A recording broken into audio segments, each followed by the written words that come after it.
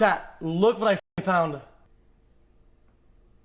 Oh my god, dude. xQc. Holy. Hope you're... Speaking of Adept, speaking of her, speaking of his ex. So we don't have the capacity. He going through, this is a Adept sponsored TikTok, if you will, that he happens to watch. What a dumb bitch ass. That's so funny though. Hey baby, I'm going to get my nails done. Now, if you don't see the key, if you didn't see it, it's a McLaren, guys. And you know where his McLaren is. It's probably in some storage in LA somewhere. And his ass can't drive it. It's under lock and key because he's going through a common law divorce, and she said the car is ours, not his. Even though she was in the process of transferring it from her name to his lawyer's name. And what happened was the money was in her face, and like most gold diggers do, they can't help themselves. When they see it, they see an opportunity, they jump on it. And then she would not sign over the title, and next thing you know, common law divorce. Ooh, this thing is nice. Let's turn this baby on. Yeah.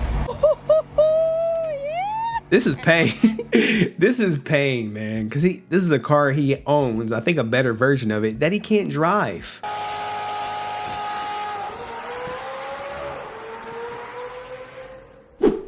That's just some random TikTok. What? What? This could be a skit too. I'm just taking it That's out. a 570 though. Plus old model, plus it's kind of lame. Baby, I'm gonna be late to my appointment. I have to go. Close the door. Close the door. Why? Now, she probably drove off with that, but you like, Henry, that's just one clip. What about the other stuff? What about the other stuff of him going through talking about the cash or whatever? Because he does gambling on stream. He does a lot of gambling on stream, and we do have an update on the address, an update on the cash. We have a couple updates, if you will. Welcome everybody to the Resilient Army. If you got a membership, compliments of dust, which is Gerard, Azza, welcome back. Dr. Vinish, spam the goddamn dust emoji that y'all got. Anyway. Guys, it's just bait. Together, okay? Gambling has never touched my bank a singular time in any capacity, and it never will. That's just it, flat out. Flat out. Yeah, how's that a problem? That doesn't mean anything though, what? There has been never, it's been an in and out, a line that touched the actual bank itself. Why? Because I have safeguards, because I am irresponsible, and I'm scared that one day this could take over. All right, so what is he saying? And he knows about the beef between me and that other content creator. Here's the thing, guys. I know he says money never touches his account. And it could be 100% true. And since he got the goddamn divorce going on, we hope it's true, because we hope he's not violating the agreement that he has, because he's not permitted to gamble. So if the money is just put into a stake account and technically never his, he never has to worry about gambling. Now, Cheyenne brought up a great point. Hey, at least he admits that he's irresponsible. All right, what does that mean? Because he's saying, hey, he has safeguards to keep money from his accounts to go to gambling. Now, he could get paid in a percentage. He could get paid in credits, if you will.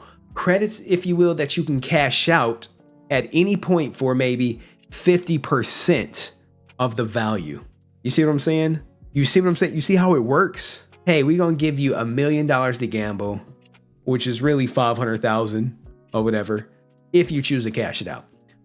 It works just like this in corporate America. Sometimes you get a bonus if you don't, be there for a while. You cash it out at a certain percentage, a lower percentage if you cash it out too early, if they give you stock options or anything like that. Sometimes it's not 100%. You have to wait until you're vested. This is what he's saying. What do you guys think? What do you guys think? Do you think he's capping? You think he's lying? And I have systems in place that make it so it doesn't do that. Can people not use their brains? What? Guys, I use raw balance. One, I had crypto. Two, hashtag sponsor. Like, what the f? State. I get a payment that I get to do what I want with it. When we'll get this? What? Everybody's known this before. Has never touched my bank. Yeah, it means that I don't suck out of it and put it back in, dumbass. The f. See, I knew it. Hey, here's 500K. You can gamble 500K. You have to gamble 500K before you cash it out.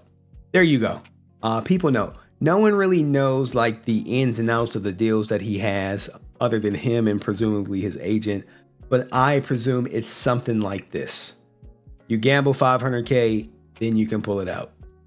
But from what I'm gathering is xQc never pulls it out.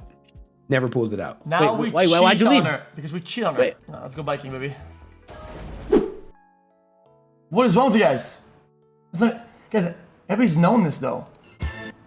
All right. And we also have another clip of him talking about the address leak, which gives me credence to believe. Remember when he leaked the address? He leaked the address, said it was an accident, and everyone was freaking out. Even I was freaking out. I cut a video on it because I'm like, yo, if he leaked that address and he's under a protective order, this is a straight violation. This is a slam dunk case for his ex-girlfriend to claim she's in fear of his life.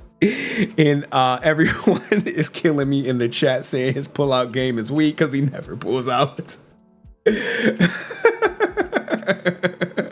And I don't even know if Cheyenne is aware of the joke because two of his girlfriends had to take a Plan B pill. Anyway, he leaked the address. And I was very concerned. I know Fran had said that the protective order was such a weak case it got thrown out.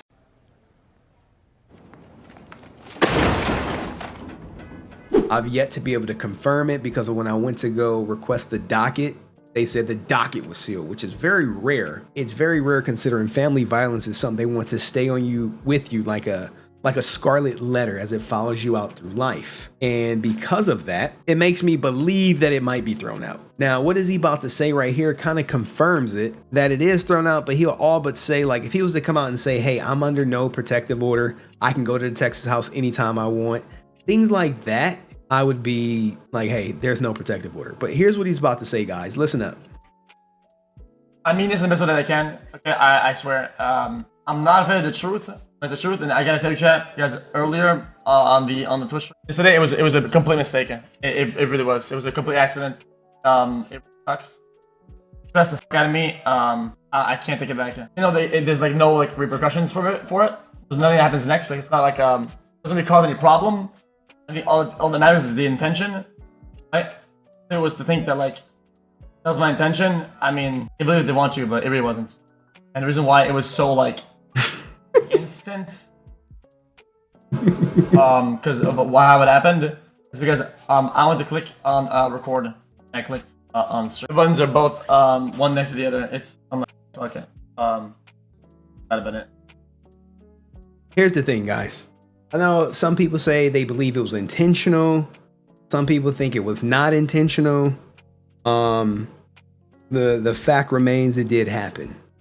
And intentional, unintentional, ignorance of the law is no excuse. Ignorance of you going live is no excuse. But he said there will be no consequences.